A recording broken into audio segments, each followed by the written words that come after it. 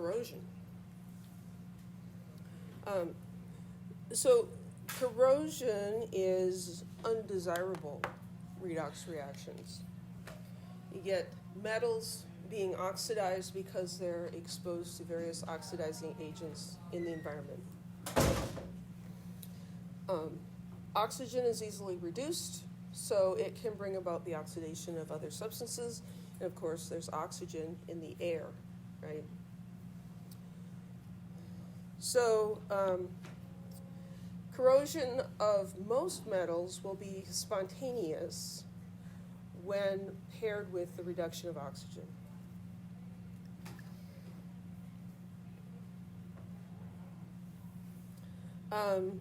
So metals are easily oxidized, especially in the presence of oxygen, acid, and water, and yet we still use them to build buildings out of and make cars out of and stuff. So how do we keep that corrosion from happening? Well, some metals kind of take care of themselves. An example is aluminum. As aluminum is oxidized, it forms aluminum oxide, which is very inert and is structurally solid. And so it forms a coating on top of the aluminum, which prevents oxygen from oxidizing the aluminum underneath. So it forms its own protective coating, which is kind of cool. Other metals like iron, they also form oxides, but their oxides are not structurally sound. Rust, various oxides of iron, is flaky and tends to fall off. And so it's not going to protect the iron. It gets formed, it falls off, and here's some fresh iron to be oxidized.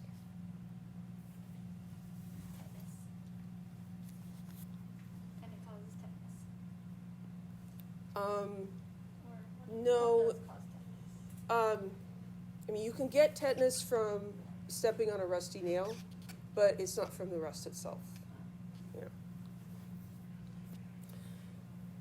So this is an illustration of what's occurring. It's just actually kind of complicated. So here we have some iron siding, and it's rusting. So what's actually going on here? So we've got some moisture. There has to be moisture present in order for this to occur, which there's moisture in the air, and so that's good enough. Electrons will get produced by the oxidation of the iron.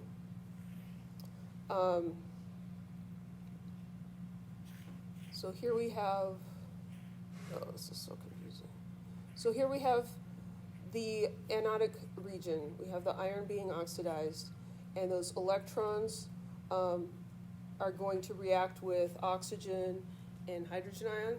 Hydrogen ion is naturally present in water because carbon dioxide dissolved in water forms carbonic acid, H plus and CO3 2 minus.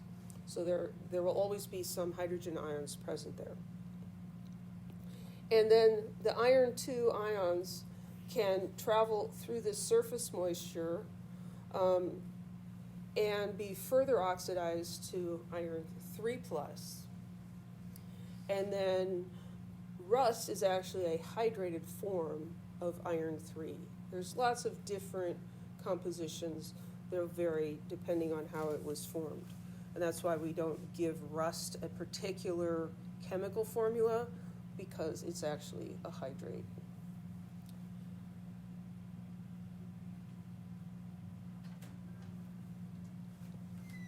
So if you're at all interested in old cars, you might know that cars rust a lot more on the coast, right? Because near the ocean, you've got the sea breezes, right? And they're salty, right? So there's a lot of moisture and there's a lot of salt.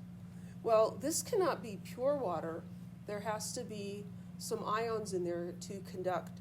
And so on the coast, where you've got a lot of ocean air, you're going to have more salt available, and rust is going to happen more easily.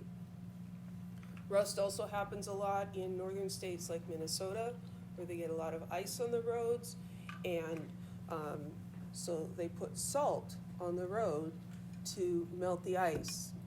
So here you are driving your car around, and it's just shooting salty water up all over your car. And I mean, if you've never left California, you have not seen rust until you've seen some old cars in Minnesota. I mean, rust bucket is no joke. So how can we stop iron from rusting? Well, we have to think about what has to be there, right?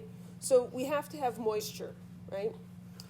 Because water is a reactant in the last reaction, and the water is also there to allow the charge to flow from one area to another. So if we prevent moisture from contacting the iron, that would help. Additional electrolytes are also going to promote rusting. Again, I got ahead of myself. Cars rust more quickly in cold climates where they salt the roads, or in coastal areas where you've got that seawater mist. Presence of acids also promotes rusting, so lower pH. So preventing iron from rusting is a big industry. So how can you accomplish this? Well, you can keep the iron dry. You can coat the iron with a substance like paint or something that's going to be impervious to water, keep the water from contacting the iron. No rusting is going to happen. You can place a sacrificial electrode in contact with the iron. And so this is just really kind of a genius sort of thing. So here we've got our sacrificial lamb, basically. So we have a metal here that's oxidized more easily than iron. And we've got it attached to the iron. So there's electrical connectivity between these two. And so basically we're saying, I don't want you to eat my iron. Here, I'm going to throw this guy to you. You can eat him instead, right? And so the sacrificial electrode will get oxidized instead of the iron. That's going to work until the sacrificial electrode just gets completely eaten up, right? Like when you throw one hot dog to your dogs, it will stop begging for yours. Yeah, basically like that. And then they wolf it down and start staring at you again. Another thing you can do is, instead of having a sacrificial electrode, that's not always practical, you can kind of incorporate that into the item. And this is where galvanizing helps. So the iron gets coated with a metal that will oxidize more easily than the iron. So in the process of galvanizing, you coat the iron with a thin layer of zinc. So the zinc is going to rust instead of the iron, and this is actually going to do us some long-term good, because zinc oxide, like aluminum oxide, is going to form a stable layer on top of the iron. Is not going to come off like regular rust does. Okay, some kind of cool ideas there, huh?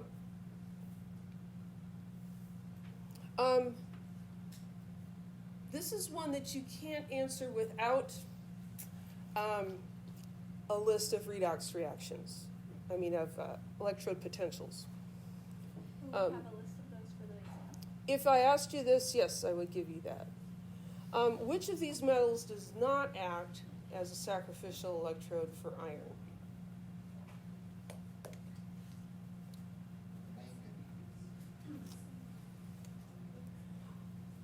Manganese is, I think, a pretty good guess. Obviously, zinc doesn't, because we just talked about using zinc, right? And if you think about copper, copper oxidizes pretty easily, doesn't it? Magnesium is a very reactive metal because it's an alkaline earth metal. I think I'd go with copper. Phew, squeak that one out. Again, really the only way you can decisively answer that is to look at reduction potentials and compare. Yes? That's the table with the E Yeah. cell, right? Yep. Okay. Yeah, that's the table with all the little reduction half reactions and the E zeros. Okay. And how do you determine which one is the Pardon me? How do you determine once you look at the So table? you're looking for something that is oxidized more easily than iron. That would be oxidized more easily would work as a sacrificial electrode. So its potential would be closer to 0.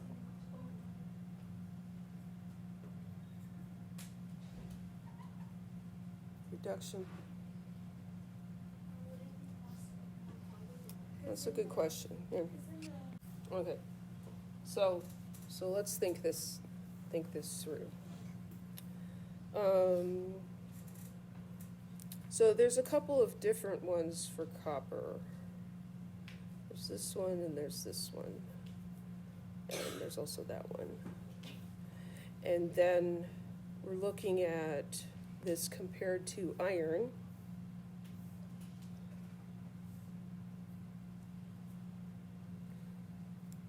So we've got, we find that one for iron, but that's not Fe. That's Fe 2 plus, right? And 3 plus.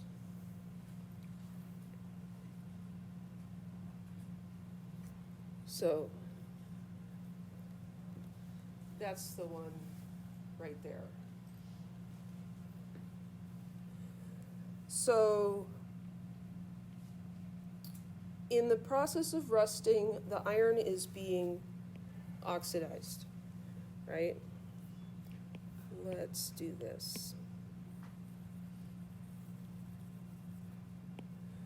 So what we're looking at happening is Fe solid forming Fe3 plus and 3 electrons.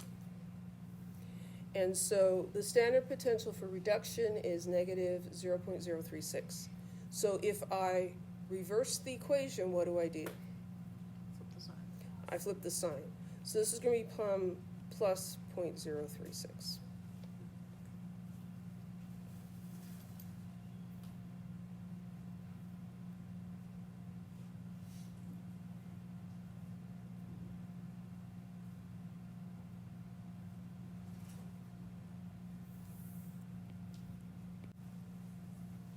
So if I look at copper, because we're looking at competing oxidation with iron. So copper, let's just take that one in the middle there, copper going to Cu2 plus 2 electrons. And I flip that one around, now I've got negative 0.3, negative 0.34. Higher tendency towards oxidation.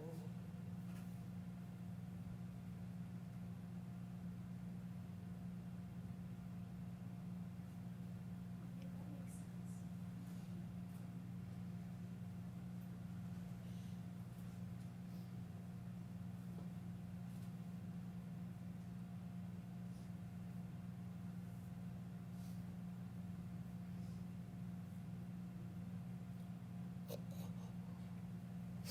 This is the last slide. I think I know what you mean.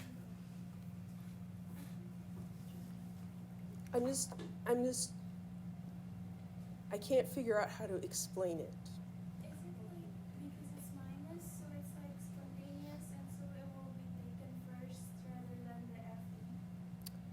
I think that's what it is, yeah. Okay. Okay. Because like the other ones, like the Mn, the Mg, and the Cn, Mm-hmm. they're all way lower in the Right. table. And so like when we flip it, it will be like way more positive than the Fe. Right. Is that what you mean? That is what I mean. Okay. Thank you. Okay, thank you. Yeah, so The other ones that we were looking at there as possible answers, here we've got manganese and zinc and magnesium. And so these are all below iron.